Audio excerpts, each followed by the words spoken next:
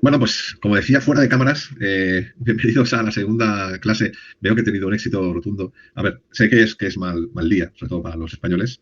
Hoy es jueves de pasión y qué mejor que dar una clase de derecho un jueves de pasión, jueves santo. Aquí, pues llevando el Vía Crucis del derecho. Y bueno, y es la última cena, realmente, Vía Crucis es mañana. Eh, bueno, pues gracias por venir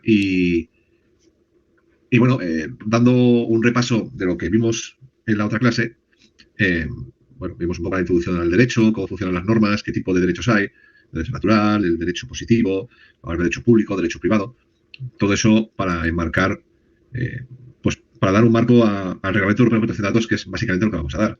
Claro, cuando hablamos de reglamento, no solo para la gente que sois de fuera de España, sino para los propios españoles que no son duchos en derecho, pues convenía hablar un poco de cómo funciona el sistema jurídico español. Unas pequeñas capas que espero que os hayan sido de utilidad y que al menos os haya quedado una idea clara de lo que vimos el otro día, porque vamos a entrar directamente en el texto jurídico hoy de lo que es la protección de datos. ¿Tenéis alguna duda respecto a lo que vimos el otro día, el primer día de clase? Buenas tardes. No, de momento todo claro. Bueno, de momento todo claro es porque o está todo claro o todavía no hemos dado tiempo a repasar, que seguramente será lo segundo. Pero bueno, en cualquier caso, estoy a vuestra disposición siempre que queráis, por correo electrónico. Suelo ser bastante eficiente contestando correos, así que cualquier cosa que necesitéis, pues por aquí ando. Eh, Hablamos del RGPD, Reglamento Europeo de Protección de Datos. El Reglamento Europeo de Protección de Datos es una norma que se aplica a toda Europa. Como ya dije el lunes no, el martes, como dije el martes, el reglamento es un tipo de norma, lo que la Unión Europea genera, y que es como una ley. Como es como una ley, luego lo veremos. Tiene sus considerandos, que es una herencia de la forma de legislar muy anglosajona. En España se llama exposición de motivos. Tanto los considerandos como la exposición de motivos son partes de las leyes que sirven para contextualizar la ley. O sea, por qué es necesaria la ley, qué va a regular, por qué en qué nos basamos, etcétera, etcétera. Y luego, pues, el artículo 1, artículo 2, artículo 3, como todas las leyes. Y como reglamento que es, reglamento europeo, ojo, no confundir, insisto, con los reglamentos administrativos españoles, se aplica de forma homogénea a todo el territorio europeo. Pero además el Reglamento Europeo de Protección de Datos va a tener unas peculiaridades extrafronterizas o ultrafronterizas que, pues, seguramente que son curiosas para los muy cafeteros de estos del derecho, ¿no?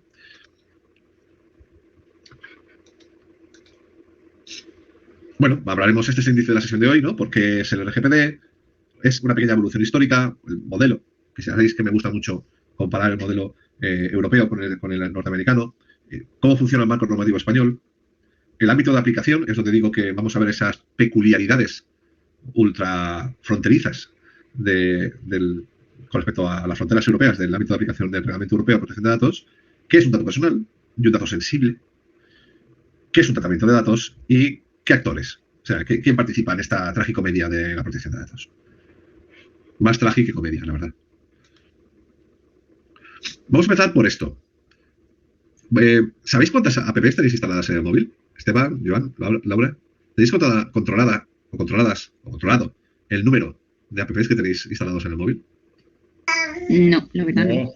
No, Francisco. A que descargamos apps como si las fueran a prohibir. Y ya las dejamos ahí amontonadas. Tenemos un montón de basura de apps. Claro, esto tiene una explicación muy grande. Cada vez que instalamos una app en nuestro móvil, somos conscientes de que estamos instalando un software que seguramente no, seguro, algún tipo de dato, por pequeño que sea, va a recabar porque lo necesita, aunque solo sea para su funcionamiento. Ahora viene la gran pregunta. ¿Cuántas políticas? Hola, Ignacio, bienvenido. Hola, bienvenido. ¿Qué tal? Gracias. Eres un valiente por venir el día de Jueves Santo. Sí, vengo, sí. Esto cuenta para nota final. Cuenta para nota final. No cuenta para nota final. Que no haya malos entendidos, que sabéis que esto es un máster online y que no. Gracias. Pero desde luego que te has ganado un huequecito en mi. Os habéis ganado un huequecito en mi corazón por esto de venir un día como hoy. Bueno, estamos hablando, Ignacio, del tema de hoy, ¿no? Que vamos a entrar en cómo funciona el RGPD. Hemos hecho un pequeño repaso de lo que vimos la clase anterior. Y estaba preguntando que cuántas apps tienes instaladas en el móvil. Sí, ¿sabes el número de apps que tienes instaladas en el móvil? Muchas. No las controlamos. Digo porque cuando instalamos una app, sabemos que esa app va a tener un impacto en nuestra privacidad porque va a tratar algunos datos seguro nuestros, aunque solo sea para que funcione. ¿Cuántos de vosotros habéis leído una política de privacidad en vuestra vida? Cada vez que vais a aceptar la política de privacidad, ¿cuántos habéis leído con detenimiento y atención la política de privacidad? No he leído una sola en mi vida, Francisco. Creo que, insisto, son los muy cafeteros, de vez en cuando leemos. Y mira que yo soy muy friki de esto y aún así, pero bueno, en serio tengo que leerme todo esto. Aceptas. Joan, adelante, estás en la antena. A ver, yo la suelo leer y me suelo a veces si te deja descargártelo y tal, aunque luego no me las acabo leyendo todas, pero sí que busco la parte esa de ceder los datos a terceros y tal, suelo poner que no e intento quitar todo lo máximo posible. Lo que pasa es que hay muchos sitios que te obligan prácticamente a decir que sí o si no, no puedes seguir. Bueno, en el banco y en otros sitios. Aún así intento siempre revisar más o menos. Eso, estás hablando de las cookies prácticamente. Veremos. Bueno, aparte de las cookies, de la política de privacidad y cualquier... Ahora, por ejemplo, bueno, sabes que cuando firmas cualquier transacción o aceptas cualquier formulario o te mandan cualquier documentación, al final lo primero que te piden es la ley de protección de datos y al final empiezas ahí a leer letra y trato de buscar siempre pues qué van a hacer con mis datos y qué no. Y yo soy muy riguroso para eso, incluso si no me da mucha confianza, a veces pongo alguna letra de mi apellido mal o eso para luego saber de dónde me viene. Bueno, pero no es que sale muy friki, pero por tener, porque me da mucha rabia luego las llamadas y las cosas así con mis datos. No, esto, a ver, esta es un uso responsable de nuestra privacidad realmente. O sea, cuando firmamos un contrato y a fin de cuentas una política de privacidad no deja de ser, no es un contrato porque no hay una prestación de ese, pero es parecido a un contrato. Porque nosotros a fin de cuentas vamos a hacer parte de lo nuestro para que algo de eso funcione. Lo haces bien, es como hay que hacerlo. ¿Y alguna vez habéis pedido el borrado de vuestros datos en algún sitio? Oye, borra todos mis datos de este sitio. Yo sí. Pues oye, genial. Yo no, yo por ahora no. O sea que, y me dedico a esto. O sea que, lo que pasa es que, bueno, ¿por qué existe el reglamento de protección de datos? ¿Os acordáis de Cambridge Analytica? ¿Alguno de vosotros sabe qué es Cambridge Analytica? Aparte de lo que pone ahí.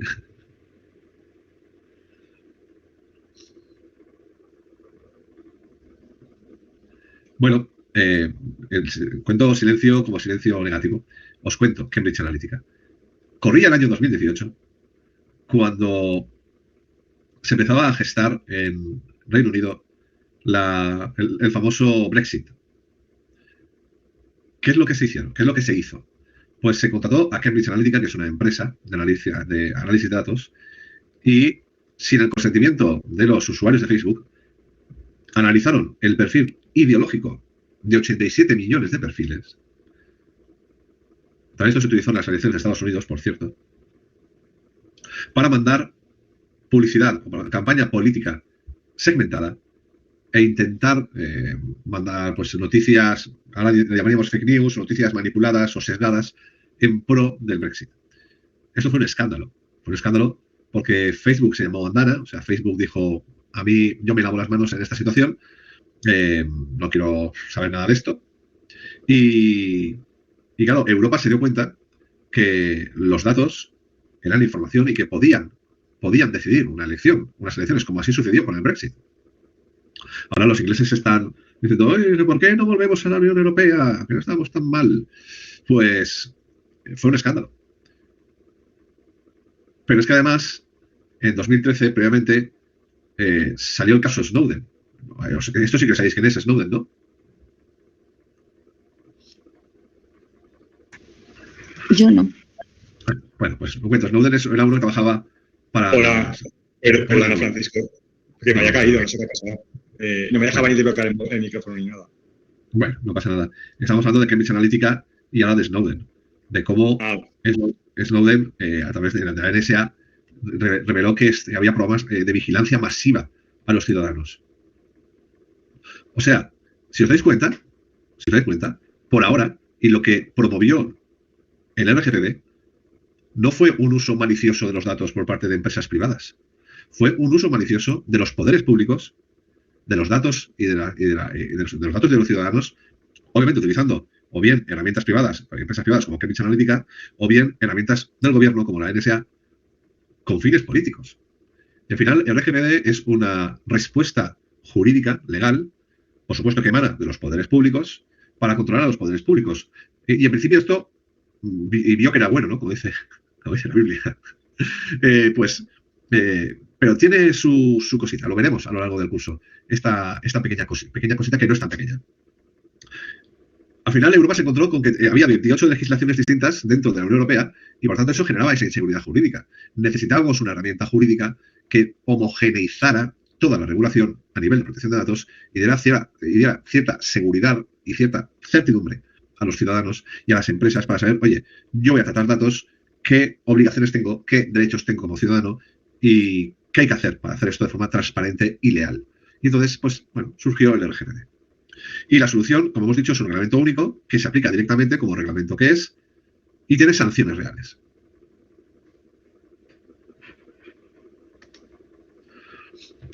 De todas formas, el tema de la privacidad, como veis en esta línea temporal, no surge específicamente a partir del RGPD. Tenemos en 1948 ya se hace una primera protección internacional de la vida privada a través de, pues bueno, después de la Segunda Guerra Mundial. Tenemos ya en 1981 ese primer tratado vinculante del Consejo de Europa que habla también de esa privacidad, de la importancia de la privacidad. Y luego, ya en España, la directiva del 95-46 de la Comunidad Europea, que es la base para la antigua Ley de Protección de Datos de 1999, la famosa LOPD del 99. Posteriormente, en el año 2000, el artículo 8 ya habla de la protección de datos como un derecho autónomo, en el año 2000, en la Carta de Derechos Humanos de la Unión Europea. Y todo esto, al final, se transforma en un reglamento de protección de datos de 2016 que cambia tanto el ecosistema empresarial, tecnológico y la vida en el mundo virtual, que da 2 años para que las empresas puedan adaptarse a él. Tiene lo que se llama una vacatio legis, que vimos el otro día, de 2 años antes de que pueda ser aplicado o empiece a aplicarse. Y por lo tanto empezó a aplicarse en 2018, momento del cual también surgió la Ley Orgánica de Protección de Datos y Garantía de Derechos Digitales. Lo vimos la clase pasada. Esos modelos de legislación, ¿os acordáis cuando hablamos de los modelos legislativos europeos y Estados Unidos? Que Estados Unidos era mucho más casuístico, era mucho más liberal, no era tan proteccionista, y la Unión Europea es más proteccionista, más paternalista, más estatalista. Pues todo esto lo vemos reflejado en las diferentes regulaciones, ¿no? que tienen tanto la Unión Europea como Estados Unidos. En la Unión Europea tenemos, por un lado, que es un derecho fundamental. Y, por tanto, como derecho fundamental, digamos que tiene una posición no inatacable, pero sí muy, muy grande, de mucha fuerza respecto a cualquier tipo de agresión. El Reglamento Europeo de Protección de Datos es una norma única, por tanto, homogeneidad, ¿no? Un solo reglamento, aunque luego de los distintos países puedan desarrollar leyes de ellos mismos, ¿no? De sus países, desarrollando algunas cuestiones o particularizando algunas cuestiones de la propia Ley de Protección de Datos o de la RGPD. Esto que estoy saliendo es agua, no es ni el whisky ni nada por el estilo.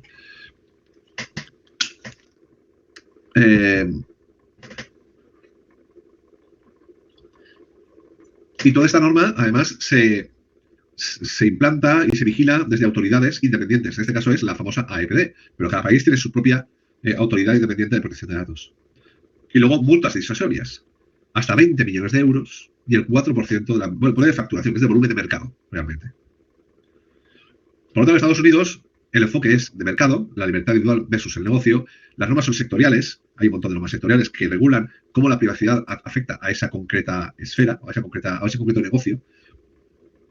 La supervisión es distinta y, bueno, no hay una norma federal.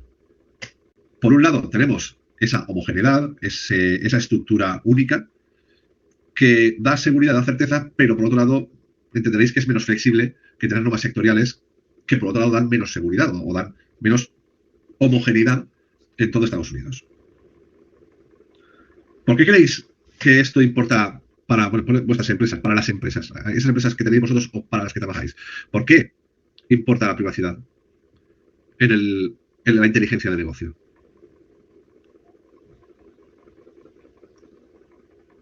Venga, animaros, hombre, somos 4, vamos a charlar un rato. Bueno, a lo mejor por la competencia de mercado, no sé. Bueno, podría Pero por la competición del mercado, ¿por qué lo dices? ¿Porque por dar una mejor seguridad al consumidor, al futuro cliente? Sí, también. Lo decía más que todo por las estrategias diferentes que puede tener cada empresa y ir superando una a otra, ¿sabes? Y también la seguridad del cliente. Al final, la satisfacción y la tranquilidad del cliente es lo que en muchas empresas es lo que más importa. O sea que es marca, a fin de cuentas. Uh-huh. Sí. Ignacio, Iván, ¿queréis aportar algo al respecto de esta pregunta o pasamos? Yo creo que lo que ha dicho ella era correcto. Bien, pues pasamos. Bueno, el otro día vimos la pirámide de Kelsen normativa y aquí tenemos el marco normativo español respecto a protección de datos. La AEPD es la autoridad de control. No es la que, o sea, la AEPD no decide cómo se aplica la ley se aplica sí o sí. Pasa que la AEPD es una autoridad administrativa que lo que va a hacer va a ser interpretar la ley en función de las sanciones que le lleguen. Cuando la AEPD pone una sanción, la persona que recibe una sanción luego puede recurrirla e ir a los juzgados y serán los tribunales lo que interpreten la ley, ¿de acuerdo? Insisto que es como la Dirección General de Tráfico o Hacienda. Bueno, Hacienda, como Hacienda no hay nada, salvo el infierno. Y luego tenemos diferentes normas que van a regular algún aspecto de la privacidad. Por ejemplo, la LSSI, la Ley de Servicios de la Sociedad de la Información, regula la parte de comercio electrónico y cookies. O sea, las cookies, aunque afecten la privacidad, no están reguladas en el Reglamento Europeo de Protección de Datos. Afectan tanto en cuanto tratan datos, pero la normativa española la encontramos en la LSSI. Luego tenemos la Ley Orgánica de Protección de Datos y Garantía de Derechos Digitales, que complementa y adapta el RGPD. Por supuesto, el RGPD. Todo lo que vaya en contra del RGPD, de la OLPD y la LSSI tiene que cambiarse, lo sabéis. Y, por supuesto, la Constitución española, artículo 18.4. ¿Os acordáis cuando hablamos otro día de la Habeas Data? Bueno, la Ley Orgánica de Protección de Datos establece una edad específica para el consentimiento digital de 14 años. El RGPD permite entre 13 y 16. España decidió el 14. ¿Qué os parece este mínimo de edad para consentir tratamiento de datos? Pues como siempre hay unas edades tempranas para unas cosas y otras tardías para otras. O sea, al final el derecho de protección de datos debería ser para todo el mundo, no solo por la edad, ¿no?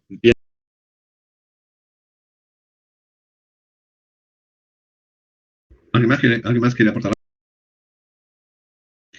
Sí, yo más que aportar una pregunta, Francisco, entonces establece una edad específica. O sea, de los 14 años hacia atrás, tú no puedes dar tu consentimiento para proporcionar tus datos, ¿o cómo es? Efectivamente. De los 14 años no es que la ley no te proteja hasta los 14 años. La ley te protege siempre, desde que naces. Los 14 años son para poder disponer de tus datos y poder cederlos. Es decir, a partir de 14 años tú eres libre y no necesitas que tus padres validen, por ejemplo, darte de alta en una red social. Ah, ok. Adelante, Iván. Estás en la antena. Hubo hace poco una polémica, ¿no? Que habían jóvenes que estaban dando como su huella de iris, o sea, el iris de su ojo para no sé qué aplicación y tal. Y hubo un poco de problemas con esto de la ley de protección de datos, ¿no? Porque no se habían vulnerado los derechos. Es que no sé si te suena la noticia. Me suena porque yo fui, no uno de los jóvenes, porque ya sabes que los jóvenes ya llegamos un poco tarde para eso. Pero yo estuve ahí. Eso es una aplicación de, pues es una historia un poco larga, de OpenAI, de Sam Altman. ¿Cómo explicarlo? Sabéis que Sam Altman es el creador de ChatGPT, de la inteligencia artificial. Sí, correcto.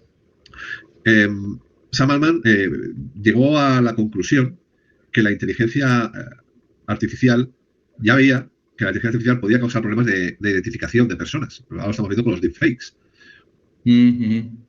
Y podía dar muchos problemas a la hora de autenticar o autentificar a la persona en redes sociales. Es decir, que sea yo el que está haciendo clic en esta página web y no sea alguien que se está haciendo pasar por mí.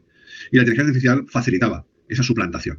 Entonces, lo que quiso hacer, entre otras cosas, con este proyecto de WorldCoin, que era lo que, vamos, el proyecto, es un proyecto en blockchain, en el white paper, que es, digamos, la carta de navegación de lo que es el negocio, el emprendimiento de WorldCoin, pretendía dos cosas. Primero, dotar de una especie de carnet digital, lo que ahora quiere hacer la Unión Europea, ya lo que está haciendo, lo quería hacer Sam Altman. Es decir, dotar de un identificador digital único, irrevocable, y la única manera de hacer eso es a través de un dato biométrico. Veremos hoy los datos biométricos. Y aparte de eso, también quería que las personas tuvieran una especie de renta vitalicia o una renta vital a través de en este caso, un token que era pues un WorldCoin. Sobre estados, sobre este tema se metió muchísimo ruido. Algunas de las cosas tenía razón en el sentido de que había menores que decían, no, es que me van a dar una cripto. Pero de ahí, claro, una cripto no deja de ser un token es una participación de un negocio, es una participación de un negocio que puede ser cuando compras lo mismo, una acción de una empresa, punto. Sí. Lo que pasa es que si tienes detrás un negocio y algo interesante, esa acción puede subir, si no, pues será humo. Lo que creo es que efectivamente menores iban porque les daban una wallet donde tú tenías esas cripto y luego eso tú lo podías canjear como cripto que era por dinero real. Pero bueno, ahora mismo esa cripto tampoco es que no vale prácticamente nada. O sea, llevo varios años recabando todos los meses que te lo dan gratis y no sé, de 140 euros. O sea, que no es que esté muy no es que esté muy empoderada la moneda esta todavía. Pero sí que es cierto que te daban el iris. Claro, el iris lo veremos luego. El iris es un dato biométrico que te identifica de forma unívoca e irrevocable a la persona. Y que, por tanto, así como otras cosas, otro tipo de datos son menos importantes, los datos biométricos son más sensibles porque afectan de forma directa a la parte más íntima, ¿no?, de la persona. Y bueno, empezó a decirse por la prensa que es que daban bitcoins, que es que estaban regalando criptos a cambio del iris. Bueno, eso era una simplificación bastante idiota del trasfondo de lo que en su día quería Sam Altman. Luego ya no sé qué es lo que quiere ahora, no tengo contacto con él, pero vamos, eso era lo que pasó con el tema de los 14 años.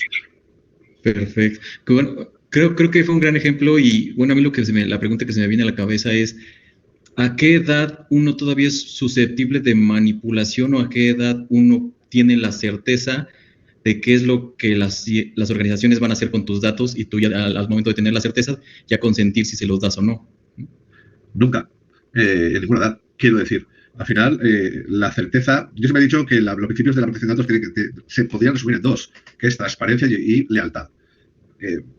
Claro, tú cuando dejas tu DNI en un hotel, sí, tienes la certeza de que la persona que te ha cogido el DNI no va a cogerla, hacer una fotocopia y llevársela para hacer una estafa en tu nombre. Es que las estafas por suplantación de la personalidad ya existían antes de los datos. Claro. Sí. Hola, Joan, adelante. Ahora que has dicho lo de los hoteles, decían que el Estado iba a pedirte un montón de datos. Bueno, aparte si ibas con un menor o no, de sobre dónde vivías, dónde tal, que hubo mucho revuelo sobre todo esto. Pero es que el otro día vi un reel en Instagram que decía que no te pueden pedir obligatoriamente el DNI físico, que puedes enseñar una fotocopia en el móvil, pero que no se lo pueden quedar ni fotocopiarlo. Pero no sé si tú sabes algo de esto, si esto es verdad o no. Porque siempre me manda mucha rabia que le pidan el DNI y que se lo fotocopien. Hubo una resolución de la EPD que decía que los hoteles no tenían por qué quedarse con la fotocopia del DNI ni escanearlo. Que para tomar nota de la obligación. Pasa que los hoteles dicen que desde la policía se les obliga a tenerlos. Es que tenemos que tener en cuenta que el RGPD entra como un elefante en charrería. Y entonces empieza a chocar con muchas realidades jurídicas y de negocio que muchas veces lo han hecho inviable. Okay. Y en este caso teníamos esa contradicción, ¿no?, de la normativa de seguridad con la normativa de privacidad. El tema de los 14 años me resulta especialmente curioso. Es decir, puedes votar a los 18, puedes, a partir de los 16 ya puedes trabajar, pero a partir de 14 años puedes dar tus datos perfectamente sin control paternal. O sea, me parece una barbaridad. Lo que pasa es que sí que es cierto que a nivel de seguridad oye, yo voy a descargarme esta app que la creo segura y resulta que es una app fantasma y te hackea el móvil. Eso nos puede pasar a todos, seguramente nos habrá pasado a todos y nos va a pasar a todos. Decía que había, el otro día leía uno que decía que existían dos tipos de empresas, aquellas que han sido hackeadas y aquellas que no van a ser. O sea que no tenemos la certeza de la seguridad. O sea, la ley no es un escudo contra los malos. O sea, la ley, los malos se saltan la ley, y eso es una realidad. Entonces, bueno, por la dark web, pues hay un montón de delincuentes que se las trae al pairo lo que diga el RGPD, la EPD y la norma, porque para eso es la dark web. Entonces, bueno, realmente estas normas están para los que quieren trabajar en blanco, digámoslo así, ¿no?, y no en negro.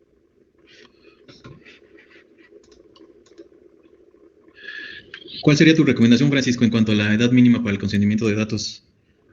Yo quiero que sea homogéneo. Es decir, al final, yo creo que la propia madurez de la persona, yo antes decía que era 18 años, pero es que ahora veo gente de 20 y tantos años que son como para echarles de buena parte. Entonces, a nivel de madurez no lo tengo claro, pero debería haber homogeneidad. Es decir, si yo tengo la asunción de todos mis derechos civiles con 18 años, pues a partir de 18 años todo. Y si no, pues todo a 16. Pero entender que soy maduro para poder dar mi imagen o mi dato biométrico o mi tal con 14 años y no entender que no soy capaz, que no soy maduro para votar a un idiota que va a hacer idiota en el gobierno, pues no lo tengo del todo claro que eso sea entendible, sinceramente. Bueno, nos metemos de lleno ya en el RGPD. ¿Cuándo y dónde se aplica el RGPD? El RGPD aplica a empresas españolas que tratan datos de clientes, ¿vale? Eso está claro. También aplica a empresas de Estados Unidos que vende a clientes de la Unión Europea. Toda empresa que esté fuera de la Unión Europea, pero que tenga negocios con gente de la Unión Europea, le afecta el RGPD. Es la primera vez en la historia que una norma aplica o intenta aplicar fuera de sus fronteras. El criterio de territorialidad de las normas, de las leyes, era algo sagrado. Y la Unión Europea dijo, pues yo más. Y entonces obliga a las empresas extranjeras, en este caso hablamos siempre, no tienen por qué ser tecnológicas, ¿de acuerdo? Porque hablamos de, no sé, una empresa de coches. Pero pongamos siempre como ejemplo empresas tecnológicas. Están obligadas por ley a tener un representante dentro de la Unión Europea al que poder remitirle, dirigirle cosas, en fin. Por lo tanto, toda empresa fuera de la Unión Europea que vaya a tratar datos de ciudadanos de la Unión Europea ha de respetar el RGPD. Y si no respeta y hace lo que quiere y no cumple con el RGPD, será sancionada. ¿De qué manera? Bueno, pues la Unión Europea tiene herramientas pues, para poder multarle, para poder buscar sus bienes a lo largo de Europa o incluso con convenios internacionales. ¿Dónde no se aplica? Pues no se aplica en actividades de seguridad nacional, que eso es pues, el cajón desastre, y para uso estrictamente doméstico y personal. Cuidado con esta excepción, porque la práctica va de eso. La práctica que os la subiré, os la habilitaré después de esta clase. Y para eso vamos a irnos un momento al propio texto del RGPD, si me permitís. ¿Dónde estás? Aquí. Mirad el considerando 18. Espera, que se ve muy bajito, muy pequeño. Lo amplío. Ahí. El presente reglamento no se aplica al tratamiento de datos de carácter personal por una persona física en el curso de una actividad exclusivamente personal o doméstica y, por lo tanto, sin conexión alguna con una actividad profesional o comercial. Entre las actividades personales domésticas cabe incluir la correspondencia y la llevanza de un reporte de direcciones, actividad de redes sociales y la actividad en línea realizada en el contexto de citadas actividades. No obstante, el presente reglamento se aplicará a los responsables o encargados de tratamiento que proporcionen los medios. Cuidado porque esta excepción de uso es uno de los artículos o de los considerados más violados por parte de los tribunales, por parte de las autoridades de control, por todo el mundo. Lo dice clarísimo, ¿eh? Solo se aplica, por lo tanto, a aquellas personas o empresas con una actividad profesional o comercial. Esto se ha quedado claro, entiendo.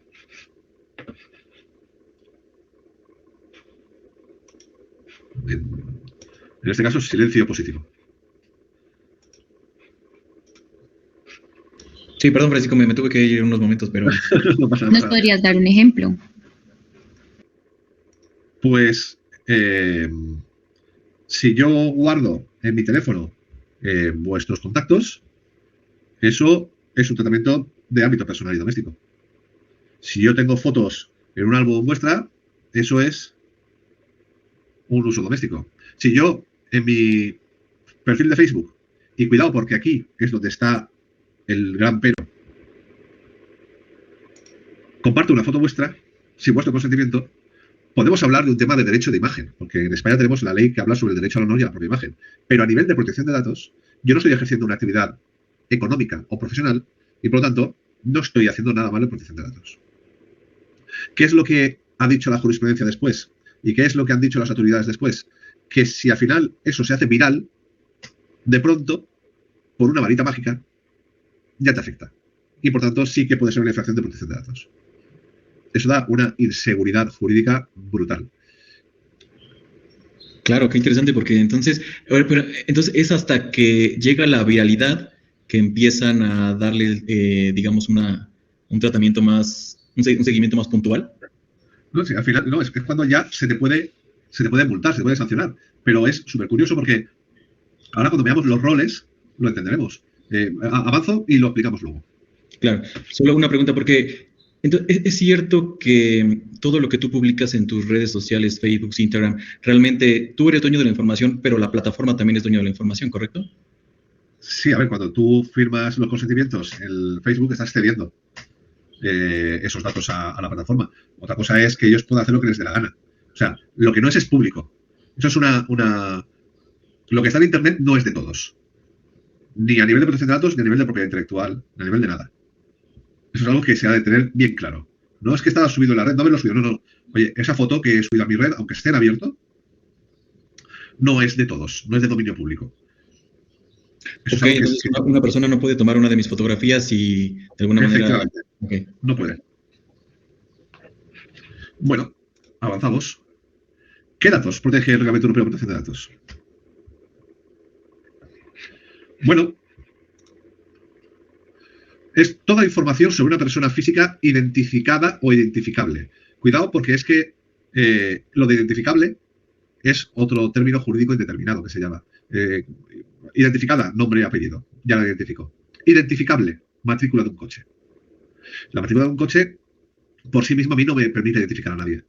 Ahora, si hago una pequeña labor de investigación o lo asocio con otro dato, puedo llegar a identificar a la persona.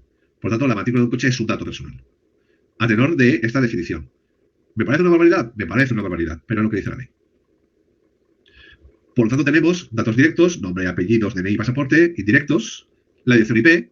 La dirección IP dice que es un dato personal porque yo puedo saber quién está detrás del IP, lo cual supone un desconocimiento brutal de cómo funciona Internet, porque antiguamente cuando había una IP por casa, pues igual sí, pero tienes enrutadores, tienes IPs fantasma, tienes un montón de IPs, incluso IPs compartidas, que no tienen por qué estar asociadas a una persona. Pero bueno, las cookies, la idea de publicidad, la geolocalización, lo que digo, la matrícula del vehículo. Luego están los datos pseudonimizados, cuidado con la palabra oreja, pseudonimizados. Datos separados de la identidad, reversibles con clave. Esos sí que son datos personales. Por ejemplo, cuando yo cojo un dato personal de alguien y para intentar darle seguridad, pues les quito, por ejemplo, un listado, pues quito los apellidos y dejo las 3 últimas cifras del DNI. Yo tengo el dato original, lo que he hecho ha sido borrarlo. Eso es reversible y por tanto es un dato pseudonimizado. Datos anonimizados. El vínculo roto irreversiblemente. Imposible reidentificar. No son datos personales. Decían que lo del iris era un dato pseudonimizado. Y ellos decían que no, que eran datos anonimizados. Fijaos la diferencia del matiz. El pseudonimizado yo puedo volver atrás mediante una ingeniería inversa, que puede ser de andar por casa o puede ser algo súper tecnológico, y llegar a descubrir a esa persona. Los anonimizados es imposible. Hubo mucha polémica, por ejemplo, con el tratamiento, ahora lo veremos. Ahora veremos con eso. El código de cliente interno más hábitos de compra es un dato personal. Esto, ¿necesitáis que lo explique de otra manera? ¿Me he explicado bien? ¿Se entiende? Sí, todo bien. Ignacio, Joan, Laura, ¿bien? Entiendo que sí. Todo bien, sí. Sí, todo muy bien, sí, gracias. Sí. Vale. Es que esto es muy importante, por eso os pregunto, ¿vale? Sobre los datos personales, ¿no? Sí, claro. O sea, sobre lo que decíamos de qué tipo de datos hablamos. Hablamos de datos directos, de datos indirectos, pseudonimizados y anonimizados. ¿Vale? Sí. Pero, aparte de estos datos, están las categorías especiales de datos. Artículo 9. Origen racial o étnico, opiniones políticas, creencias religiosas, afiliación sindical, datos genéticos, datos biométricos, datos de salud y vida u orientación sexual. Y cuidado porque el artículo 9 está redactado de una manera taxativa, tan taxativa que os lo voy a enseñar. Me voy aquí, me voy aquí y me voy aquí, otra vez. Aquí lo tenemos, en el RGPD. Nos vamos al artículo 9. Fijaos lo que dice. ¿Cómo empieza el artículo 9? Quedan prohibidos el tratamiento de datos personales que revelen origen étnico, racial, las opiniones políticas, las convicciones religiosas, filosóficas, afiliación sindical y tratamiento de datos genéticos, biométricos dirigidos a identificar de manera unívoca a una persona física, datos relativos a la salud, datos relativos a la vida sexual o a las orientaciones sexuales de una persona física. O sea, quedan prohibidos el tratamiento de esos datos. Punto 2. El apartado 1 no será de aplicación cuando concurran o alguna de estas circunstancias, que son las excepciones. El desarrollo de su consentimiento. Bueno, esto no voy a leeroslo entero porque no se trata de, no es una clase de derecho puro y duro. Pero lo que quiero que veáis es cómo el legislador europeo dijo, aquí quiero ser especialmente incisivo. Y por lo tanto voy a decir que prohíbo el tratamiento de estos datos y luego digo en qué excepciones se puede tratar. Pues que doy el consentimiento que sea necesario para la vida, ¿no? Para salvar la vida. Imaginaos, tengo un accidente de tráfico y necesito pues que sepan cuál es mi tipo de sangre. Y yo digo, no, vosotros no podéis tratar estos datos, que esto está prohibido. Señor, que se va a morir, pues me da igual, o sea, esto está prohibido. O, yo qué sé, por ejemplo, estuvo bastante perseguido y además la EPD multó a los gimnasios que para entrar utilizaban datos biométricos, la huella dactilar. Yo, de hecho, yo voy a un gimnasio y al principio tenía la huella dactilar. Y se lo dije al dueño, digo, aquí te va a caer una multa. Como alguien denuncia, te cae una multa de estas que te dejan temblando. Ahora lo han cambiado, me ha hecho un acceso por código QR. Pero eso lo estoy persiguiendo. Para la obligación de fichar en las empresas, en España, está la obligación de fichar. Antiguamente se hacía por firma, pero eso da bastante poca seguridad para llevar un control de los trabajadores. Lo que da una seguridad total y absoluta es pues, que alguien escanee el iris o alguien que ponga la huella dactilar. Pues eso también se estuvo persiguiendo. Como digo, adelante, Esteban. Gracias, pero es una duda que me vino a la mente. Tú que conoces mucho de este tema, ¿qué tipo de fraudes se pueden realizar o cuál es la sensibilidad de que una empresa tenga tu huella dactilar? A ver, normalmente la empresa no suele tener la huella dactilar en sí, no la tiene guardada en un JPG. Suele ser un hash, un código informático que vincula la huella dactilar, la forma de huella dactilar a ese código. Pero supongamos que ese hash es reversible, está pseudonimizado. Si alguien tuviera la huella dactilar tuya, pues puede hacer lo que quiera. Prácticamente lo que quiera. Porque hoy en día a los móviles accedemos con huella dactilar. Los bancos te piden la huella dactilar. Es decir, con la huella dactilar tienes la seguridad, la total certeza de que la persona que está utilizando esa huella es esa persona. Y por lo tanto, el nivel de intromisión que puede tener en tu esfera personal y privada es enorme. Es enorme. Pero ya te digo que lo normal es que no se tenga la huella dactilar fotocopiada, ¿no? No escaneen, sino simplemente lo que la empresa tiene o lo que los mecanismos tienen es un mecanismo de generar un código largo, un hash, que se asocia a la huella, se asocia a esa primera impresión de la huella dactilar y luego ya lo que identifica es ese hash, no la huella en sí misma. No la huella completa. Ok, qué interesante. Perfecto, muchas gracias. Adelante, Laura. Francisco, otra pregunta. Por ejemplo, me quedó la inquietud, ya que hablas de los gimnasios. Ejemplo, una empresa de atención al cliente tiene un biométrico. Sí. Y pues para que todos los clientes puedan entrar, tienen que pasar por ese biométrico. A la empresa le podría caer una demanda por eso. Ya, sí, porque aquí, a ver, para los clientes, sí, a ver, hablamos, aquí hay un principio que se llama el principio de proporcionalidad. En derecho, el principio de proporcionalidad es sagrado. En la protección de datos se ha llevado a un extremo un poco exagerado. Es decir, pero el principio de proporcionalidad lo que viene a decir es que si lo que yo quiero hacer y los derechos que afecta está proporcionado con lo que yo quiero conseguir. Y si no tengo otro método menos invasivo para conseguir lo mismo. Entonces, si yo tengo un método menos invasivo para conseguir el mismo resultado, tengo que ir a ese método menos invasivo. Entonces, hay que ir al caso concreto. Si me dices para clientes de una tienda, me parece súper invasivo. Pero no es necesario que la tienda tenga mi huella dactilar. Ahora, si se trata de un fichaje de una empresa, donde yo necesito certificar que la persona que está entrando es el trabajador y que cumple las horas correctas y que además yo sí permito cumplir mis obligaciones frente a la seguridad social o frente al Ministerio de Trabajo, pues hombre, podría tener sentido. Entonces, lo que es cierto es que lo que es cierto es que los datos biométricos son los datos más certeros a la hora de identificar a una persona, porque mi iris solo lo tengo yo, o mi huella dactilar solo lo tengo yo. Ahora, mi nombre, si yo pongo en Google ahora mismo mi nombre, Francisco Dan Castaño, me salen 3 o 4 personas en todo el mundo. Por lo tanto, no es fácil identificar a una persona, solo tengo el nombre y apellidos. Vale, perfecto, gracias.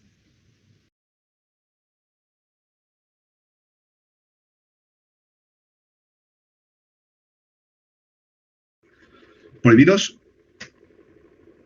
pero que se puede tratar con algunas dispensas, con algunas salvedades.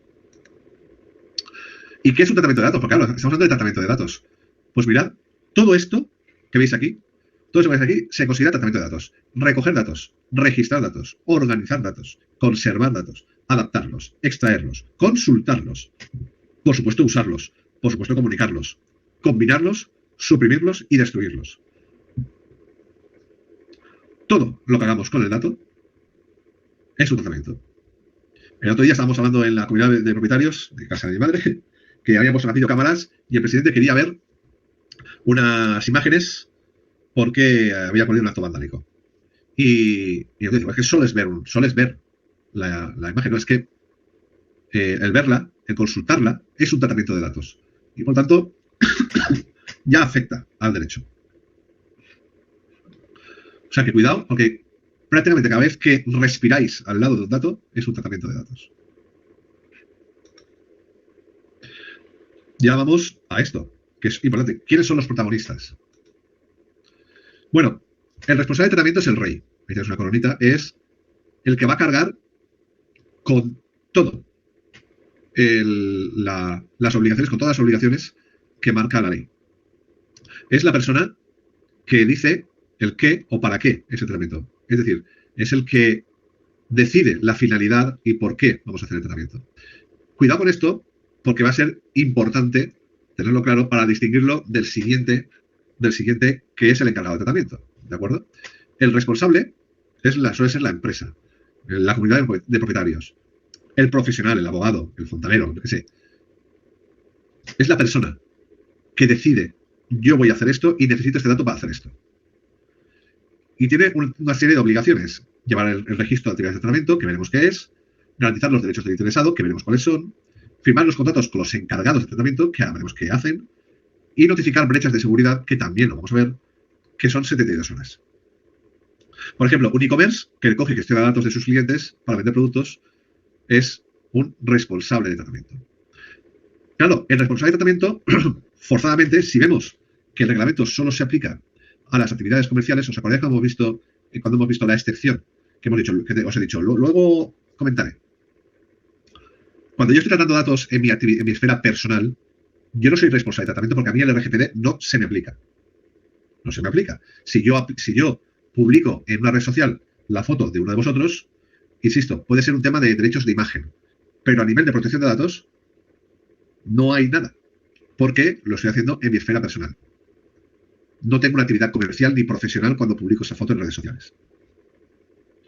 Pero, como las redes sociales son tan virales, si al final yo publico esa foto y esa foto vuestra se vuelve viral, de pronto por arte de magia me convierten en responsable, sin tener una actividad comercial ni profesional, para sancionarme.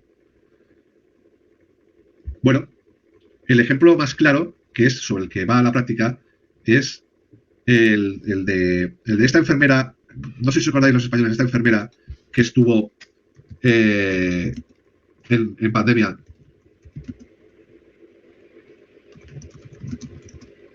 ¿Os acordáis?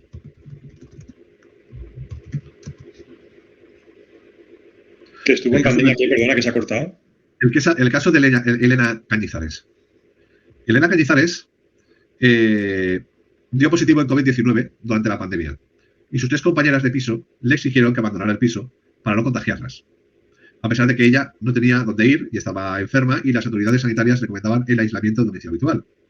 Las compañeras amenazaron con echar sus cosas, cambiar la cerradura o llamar a la policía, argumentando que no querían cuidarla ni arriesgarse el contagio. ¿Qué es lo que hizo Elena Cañizares? Publicó los audios y los mensajes de WhatsApp de la tensa conversación en Twitter, lo que generó una ola masiva de apoyo hacia ella y críticas hacia las compañeras. Esto tiene su impacto en protección de datos, porque se hizo viral.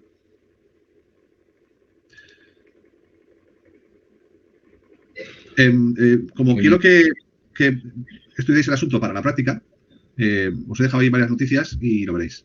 Porque aquí es donde tenemos que pensar, ostras, esto se hizo viral y por lo tanto, según la doctrina y tal, pues se tiene que castigar delante del RGPD.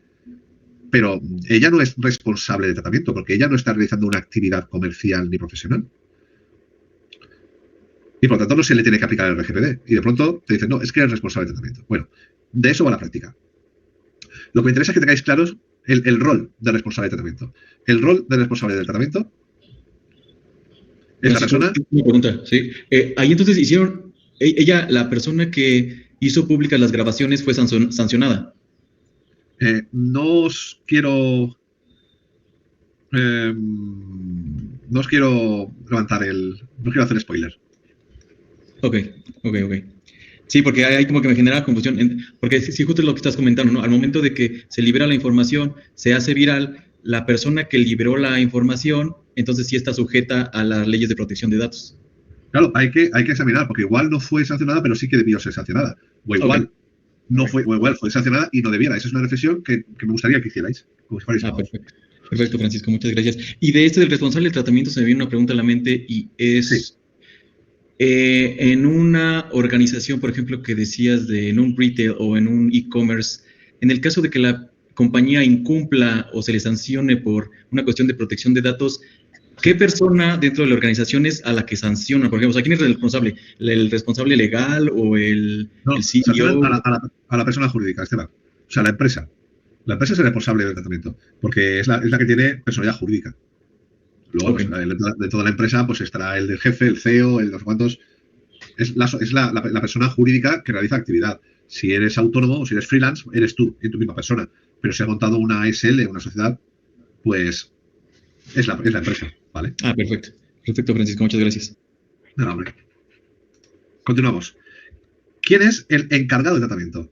El encargado de tratamiento trata datos por cuenta del responsable. Ejecuta, no decide. Es decir, si el responsable de tratamiento es la empresa decide ella misma tratar datos de sus trabajadores porque necesita tener trabajadores. Hasta ahí me seguís, ¿no? Sí, correcto. Pero la empresa misma a veces no tiene su propio sistema, no tiene sus propios trabajadores contratados para gestionar a los trabajadores y contrata a una asesoría externa para que lleve las nóminas, para que pague las nóminas, para que lleve los TCs, para que, en fin, a fin de cuentas, gestione la parte laboral de la empresa. Pues ese tercero es el encargado de tratamiento. ¿Por qué? Porque actúa solo según las instrucciones del responsable. Los datos de los trabajadores no son los suyos propios, no son los trabajadores de su asesoría, son los trabajadores de ese cliente suyo. Y, por lo tanto, él ejecuta su labor. Se le encarga que trate esos datos, pero bajo la dirección del responsable de tratamiento. Y, por lo tanto, los datos no los usa para sus propios fines. Los usa para los fines de su cliente, que es la empresa que le ha contratado.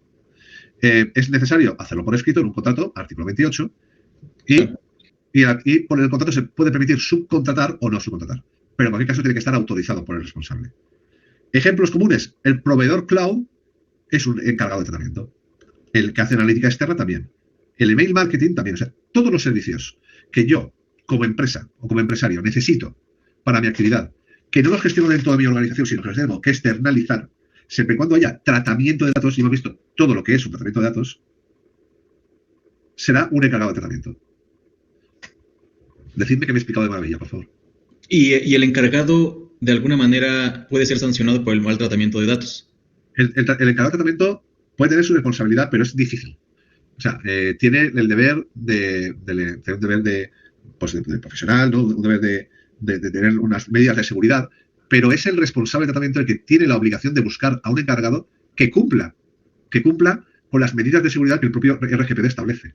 Okay. Por lo tanto, si al final tú no has sido diligente a la hora de contratar a esa persona, porque has preferido contratar a tu cuñado, que es que es el mejor haciendo no sé qué, y resulta que tu cuñado pues es un desastre, y se deja un pendrive pues con las cuentas del banco de tus clientes, de todos tus clientes, pues entonces tienes un problema.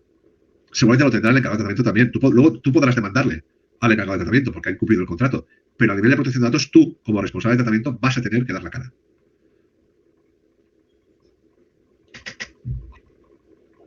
Decidme, por favor, que me he explicado de maravilla y que soy el mejor profesor de máster. Es que esto es súper importante. Sí. Para mí todo bien. Igual a mí. Vale. Vamos por la tercera figura, el delegado de protección de datos. El delegado de protección de datos es un supervisor independiente del cumplimiento normativo, como ahí pone. Es un tercero especializado en protección de datos. Es un superhombre de la protección de datos. Esta figura surge en Alemania y los alemanes, pues lo que hacen, pues lo ponen en el RGPD y fastidian a toda Europa. Es un superhombre que sabe mucho de leyes, sabe mucho de ciberseguridad y sabe mucho de análisis. Entonces, suele informar, asesorar, cooperar con la EPD, supervisa el cumplimiento y es independiente. En algunos casos es obligatorio el DPO y en otros casos no. Por ejemplo, es obligatorio en organismos públicos cuando se tratan datos a gran escala, que es otro término jurídico indefinido. ¿Cuándo es gran escala? 2 millones de datos, 3 millones, 5.000 millones de datos, no se sabe cuándo es gran escala. O cuando hay una observación sistemática y a gran escala. En estos casos es obligatorio tener SDPO. SDPO, insisto, es un profesional especializado en seguridad, en ciberseguridad y en protección de datos, también en auditoría, o sea, son 3 especialidades, digo porque yo he hecho el examen de DPO y son 3 exámenes, auditoría, ciberseguridad y derecho. Tienes que saber de esas 3 disciplinas y lo que hace la empresa es contratarte. Es independiente, por lo tanto no suele ser buena idea tener a un trabajador, al de informática. Siempre se pone el de informática. Al pobre de informática siempre le cae lo de, pues tu DPO, ¿qué es tu de informática? Mal. Porque el de informática puede saber mucho de informática, pero igual no tiene ni idea de derecho. Es real que el de informática, es más fácil que uno de informática aprenda el RGPD que un abogado aprenda informática. Pero el problema no es ese. El problema no es la formación. El problema es la dependencia. Un trabajador depende del jefe. Y el DPO está para decirle al jefe que está haciendo las cosas mal. O que tiene que hacer cosas. Y eso, cuando tienes una relación de dependencia laboral, es peligroso. Por tanto, delegado de protección de datos, insisto, optativo, salvo para cuando sea organismos públicos, gran escala de datos sensibles y observación sistemática a gran escala. Especialista en, ya hemos dicho, derecho, en ciberseguridad y en auditorías. Y su función es pues, informar, asesorar, cooperar con la EPD y supervisar el cumplimiento. Seguimos. Si no tenéis dudas, sigo. El último en desgracia es interesado, el destinatario del tercero.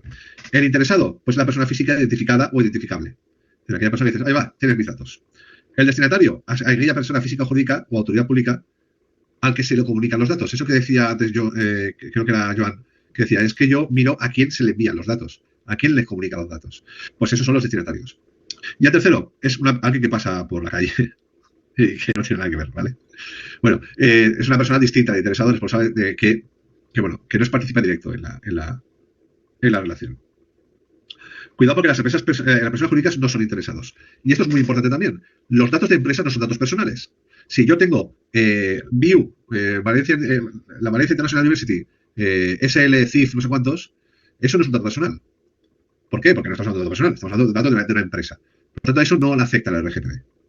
Pero el dato de interesado sí. Y es el titular de los derechos ARCO, que lo veremos en otro tema. El destinatario. Antes, creo que era Joan, que decía que era muy mirado con el tema de a quién se le enviaban los datos cuando se leían las políticas de privacidad. Bueno, hay destinatarios que son obligados por ley. Por ejemplo, por supuestísimo, Hacienda. Hacienda es el grande, vamos, las autoridades públicas. O incluso aquellos destinatarios necesarios para que la empresa pueda cumplir con su labor. Es decir, si yo, por ejemplo, me dedico a tener una empresa de repartir comidas, necesito dar a mis trabajadores o a esa otra empresa que va a repartirme la comida los datos del cliente final. Por lo tanto, esos destinatarios, si tú te niegas a ceder los datos a esa empresa, no puedes contratar el servicio. No sé si me explico. Luego hay destinatarios que sí que son discutibles, que pueden ser, pues, por ejemplo, terceros que no tienen nada que ver con la relación de servicio, pero que yo me interesa tener esa relación con ellos a nivel empresarial, pues ahí yo sí que puedo decidir si quiero que mis datos se cedan a ellos o no. ¿Voy bien? Vale. Entiendo que sí. Perdona si os pregunto muy frecuentemente si se entiende, pero es que sé que estos temas son un poco complicados y espero que, bueno, luego esto se queda grabado. Si sufrís insomnio, lo podéis poner y os dormís, vamos, queréis.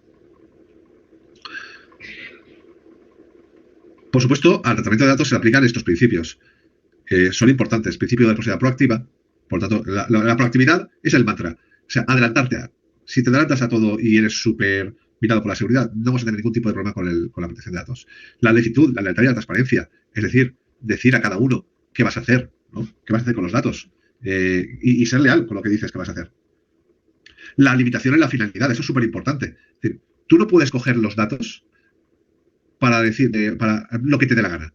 Tú, si yo cojo el dato tuyo para crearme una página web, por ejemplo, en las páginas web, cuando os dais de alta en la página web, ¿cuántas veces os han pedido nombre, apellidos, teléfono, DNI, correo electrónico y dirección?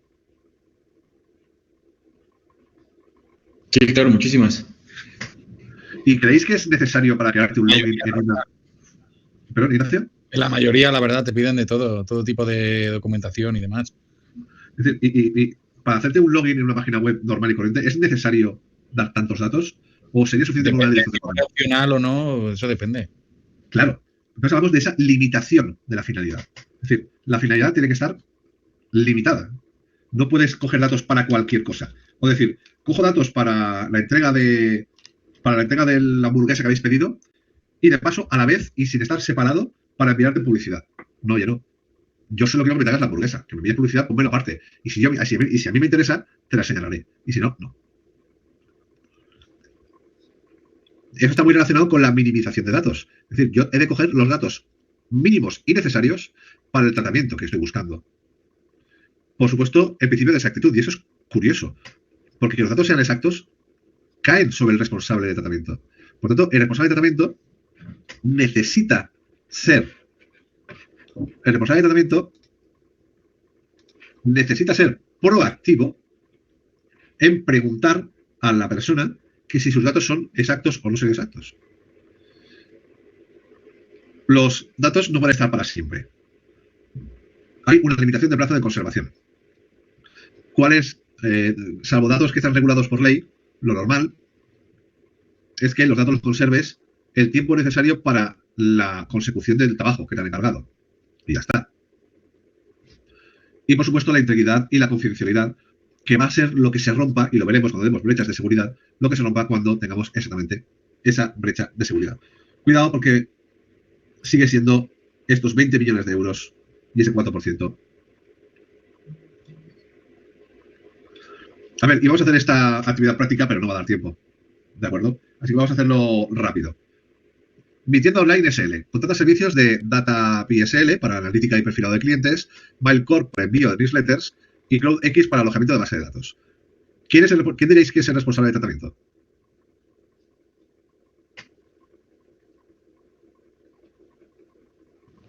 Yo creo Pues que sería... todos, ¿no? Todos tienen Michael, responsabilidad. ¿no?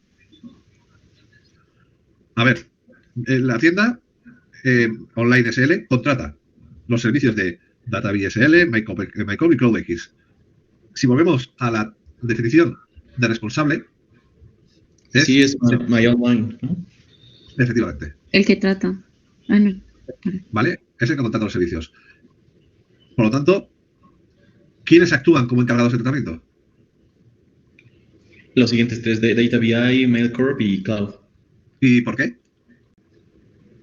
Porque son mi tienda online les está dando la posición de encargados de tratamiento, o sea, sí, de encargados de realizar ciertas actividades con los datos que se recopilan, ¿no?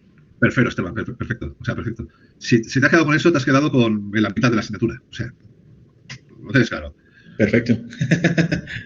No, porque es que confundir el responsable y el encargado te cargas, o sea, porque estás dando responsabilidades a quien no lo tiene y eso es, en el mundo del derecho eso es complicado.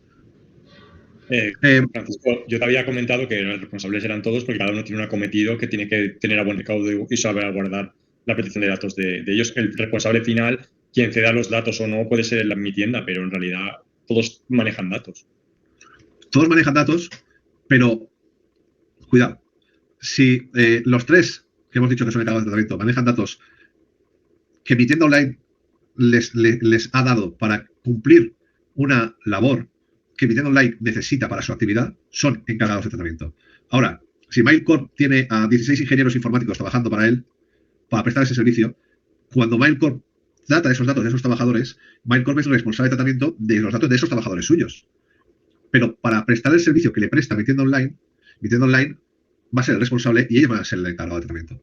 Por lo tanto, son responsables y encargados a la vez en función de por cuenta de quién va a tratar los datos. Si yo trato datos si yo soy, insisto, MailCorp y para envío de newsletters y a mí me encarga mi tienda online, oye, necesito enviar newsletters a mis clientes y te va a dar los correos electrónicos de mis clientes. MailCorp en ese momento se transforma en encargado de tratamiento. porque están prestando un servicio a mi tienda online, que es quien decide que necesita mandar esos newsletters. Ahora, si MailCorp tiene sus propios trabajadores pues porque los necesita, y pues entonces será responsable de tratamiento de los datos de esos trabajadores suyos. Y si a la vez MailCorp tiene contratada a una gestoría laboral, esa gestoría laboral será encargada de tratamiento de MailCorp, que será responsable de tratamiento, y a la vez, no sé si me explico. Sí, entiendo que cada vez que se hace un servicio, tienen que firmar un acuerdo entre las dos empresas donde habrá un texto legal donde se citarán toda la normativa y todos los acuerdos y las responsabilidades, ¿no? Sí, pero al final lo importante es que sabáis identificar en una cadena de responsabilidades, en una cadena de negocio, en el mundo real, quién va a ser, o sea, vosotros incluso no ya como personas que tengáis una empresa, que también, sino como meros usuarios. Es decir, cuando de pronto tenéis que ejercer vuestros derechos como terceros, ¿a quién os tenéis que dirigir? Os tenéis que dirigir, por supuesto, al responsable de tratamiento. Tenéis que saber identificar, o cuando estáis desarrollando una actividad vosotros comercial o una actividad empresarial, tenéis que saber cuál es vuestro rol en el mundo de la protección de datos. Porque lo que no podéis es asumir una multa o una sanción cuando no sois responsables de tratamiento, sino sois encargados. Entonces, ¿por cuenta de quién trabajan? ¿Quién decide la finalidad del tratamiento? En este caso es mi tienda online, que necesita Data VA, MailCorp y CloudX para esas actividades que mi tienda online necesita. Decide, por favor, que esto queda claro, si no, lo repito otra vez o la clase que viene. ¿Puedes poner un ejemplo de pregunta de examen de este estilo? Tendría que mirar cómo tengo las preguntas tipo test. No suelo, que yo sepa, que yo recuerde, porque no tengo todavía preparado el examen, no suelo preguntar cosas enrevesadas de ese tipo.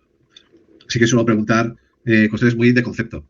El responsable de tratamiento es la persona que decide tal, la persona que... O sea, ese tipo de cuestiones. No suelo poner casos prácticos enrevesados en el examen, porque además esta es una asignatura de pocos créditos y tampoco es cuestión de... Pero bueno, si queréis os pondré tipo test para que podáis practicar. ¿Vale? Vale, gracias. ¿El tipo test para practicar será parecido a las preguntas del examen o...? A ver. No exactamente iguales, pero para intuir un poco. A ver, sí, Ignacio, pero ten en cuenta que al final tampoco quiero... Es que me pusiste preguntas más difíciles que el examen, o al revés, más fáciles que el examen. Es un poco... No, para intuir cómo preparar el examen y ya está. Sí, tranquilo, lo haremos. Vale, muchas gracias. Hombre. Bueno, aquí tenéis este mapa que os he dicho, ¿no? El cliente, cede los datos a mi tienda online, presta el servicio y tiene contratos del artículo 28, contratos de cargo de tratamiento con Data VA, MailCorp y CloudX. Cuidado porque hace falta contrato por escrito, es una infracción grave. Bueno, aquí tenéis un mapa de roles que espero que os pueda servir.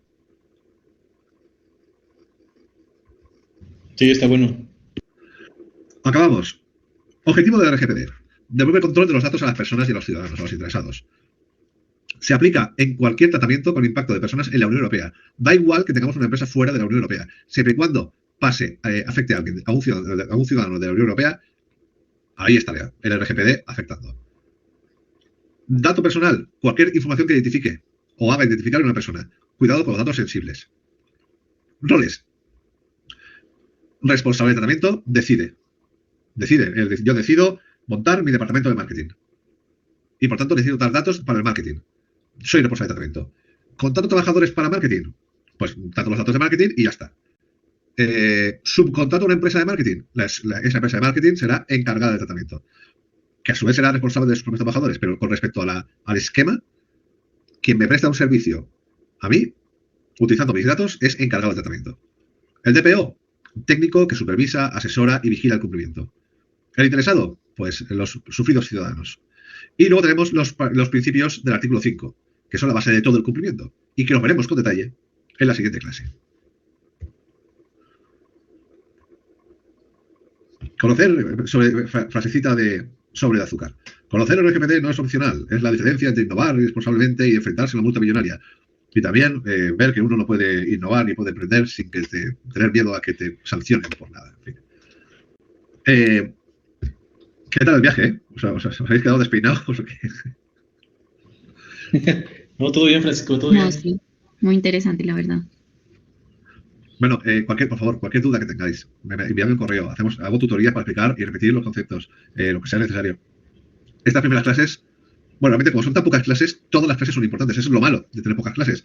Que al final explico cosas muy concretas, pero son todas importantes. Esteban, dime. Sí, te iba a preguntar justo lo de lo que estás diciendo, que estaba viendo que solamente tenemos 6 clases. Son 6, ¿verdad? Las que tenemos. Sí. Ok, me preocupa la parte de los trabajos. ¿Ya están en la plataforma y ya los podemos empezar a elaborar? Enseguida mira, lo voy a habilitar. Ahí estamos aquí. Pues lo voy aquí. Y no son los trabajos, es solamente uno. Ok. Y además tenéis de tiempo para entregarlo hasta el... Está aquí, está. No, actividad. Ah, sí, aquí está. Actividad, voy a cambiar el nombre. Tenéis de tiempo para entregarlo hasta la fecha del examen. O sea que no os preocupéis porque tenéis... Bueno, no os preocupéis. Es que, la verdad es que como son 2 clases semanales, Sí. son pocas Sí, exacto. clases. Prácticamente son las siguientes, bueno, con la siguiente no, pero después de la siguiente son 2 semanas y listo, ¿no? Sí, ya lo tenéis, ya lo podéis ver. Joan, dime. A ver si me consigo explicar y a ver si me consigues. Si no, lo dejamos para otro día, ¿eh? A ver, te lo digo por tema de marketing. Normalmente, por ejemplo, hay programas como MailChimp que por la ley de protección de datos tienes que poner el cuadradito, que ha leído la privacidad, etcétera. E incluso puedes crear el formulario, se te crea la lista de ese cliente y tú validas los que te han dado opcional o no. Yo cuando alguna vez he rectificado mis datos, que he dicho que los borraran porque no quería que los tuvieran, parece que siempre me contestan pues como la empresa encargada, que puede ser que sean abogados que le llevan estas cosas.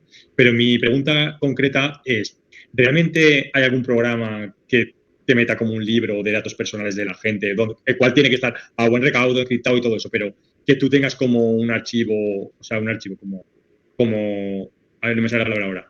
Lo típico que te hacen guardar las imágenes, por ejemplo, de una cámara X meses, que tengas que tener tú un archivo con los datos guardados, aunque el cliente te haga una rectificación, que lo borres, etcétera, lo debes preservar por algún motivo. Y si es así, ¿hay algún programa que te facilite estas cosas? ¿O siempre vas a depender de un abogado que te gestione las labores? Por ejemplo, yo en WordPress, para el tema de las cookies o de privacidad, instalas un plugin que se llama Compliance, que te lo hace prácticamente todo y te facilita esta tarea. Pero en temas de marketing, y acabo ya enseguida, al final estás recogiendo datos por distintas vías de la newsletter, de Google Analytics, etcétera.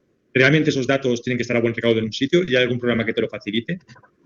Esos datos tienen que estar a buen recaudo porque hemos visto los principios que rigen la protección de datos y rigen el tratamiento de datos, han de estarlo, pero tiene la obligación responsable de tratamiento de tenerlos a buen recaudo y bien archivados y no en cualquier sitio. Esa es la obligación. Tú has de tener la seguridad de que cuando dices que borren los datos, pues van a borrar, porque si no lo hacen, les puede caer una sanción. Tú denuncias a la EPD.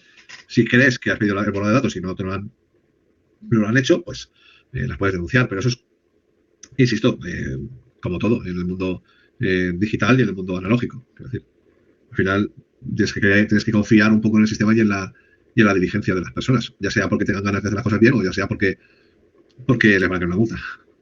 No sé si contesta tu pregunta. La pregunta más o menos es, imagínate que ahora hoy en día se centraliza todo en un CRM y yo acojo los datos del cliente de distintas partes, ¿no? El cliente me hace una rectificación de datos o que me dice que no quiere aparecer o lo que sea. Está claro que el programa te facilita, si no quieres estar en la newsletter, pues le das de baja, ¿no? Y ya no le mandan la newsletter. Sí. Pero ¿hasta qué punto cuando te dicen, no, borra mis datos, te lo cargas del CRM estrictamente o tú deberías de preservar esos datos o los puedes guardar aunque, no sé si me explico? Sí, tú puedes guardar algunos datos que sean necesarios para el cumplimiento de tus obligaciones. Por ejemplo, imagínate que tienes que guardar los datos, tienes la obligación legal de guardar los datos 4 años por obligaciones tributarias. Entonces llega el otro y dice, no, guárdame los datos, el cliente, guárdame todos los datos. Digo, no, todos los datos no, yo necesito guardar estos para cumplir esta obligación. Y cuando pase este periodo de conservación, los borraré. Pero antes no puedo. En el caso del marketing es más ligero. En el marketing realmente no tienes ninguna obligación de mantener nada. Lo que sí que puedes es guardarlos, no guardar los datos, sino guardar algo anonimizado para datos estadísticos. Por ejemplo, pues mira, tuvimos tantos clientes mujeres de entre 26 y 46 años. Ahí está, pues es un dato estadístico que está no pseudonimizado, tiene que estar anonimizado. O sea, roto. Tú no puedes luego, no deberías poder volver a hacer atrás y volver y ver qué persona era esa. Ese tipo de datos, que casi se convierten en datos no personales, sí que los puedes guardar. Vale, estupendo, gracias. De nada, hombre. ¿Alguna preguntita más de esta noche de la última cena?